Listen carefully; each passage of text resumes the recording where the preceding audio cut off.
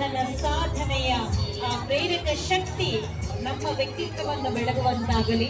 ನಾವು ಕೂಡ ಸಾಧನೆಯ ಕಡೆಗೆ ಮುಖ ಮಾಡುವಂತಹ ಶಕ್ತಿಯನ್ನ ರಾಷ್ಟ್ರನ ಬದುಕಿನಿಂದ ನಾವು ಕೂಡ ಪಡೆದುಕೊಳ್ಳುವಂತಾಗಲಿ ಎನ್ನುವ ಆಶಯದಿಂದ ಜ್ಯೋತಿಯನ್ನು ಬೆಳೆಸುತ್ತಿದ್ದಾರೆ ಮಹನೀಯರೆಲ್ಲರೂ ಕೂಡ.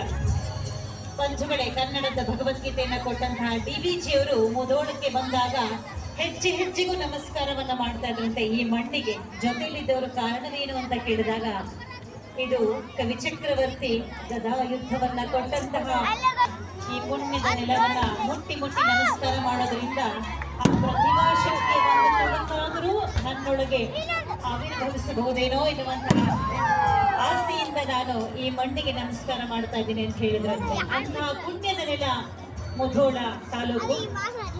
ಮುಧೋಳದ ಮುತ್ತು ಕರ್ನಾಟಕದ ಸೊತ್ತು, ಕನ್ನಡ ಸಾಹಿತ್ಯದ ಮಹತ್ತು, ಕವಿ ಚಕ್ರವರ್ತಿ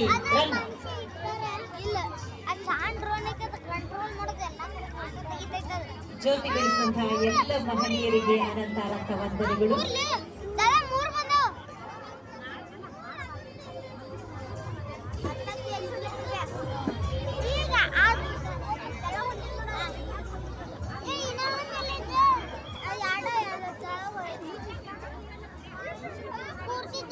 ಕಲಾ ರಸಿಕ ಬಂಧುಗಳೇ,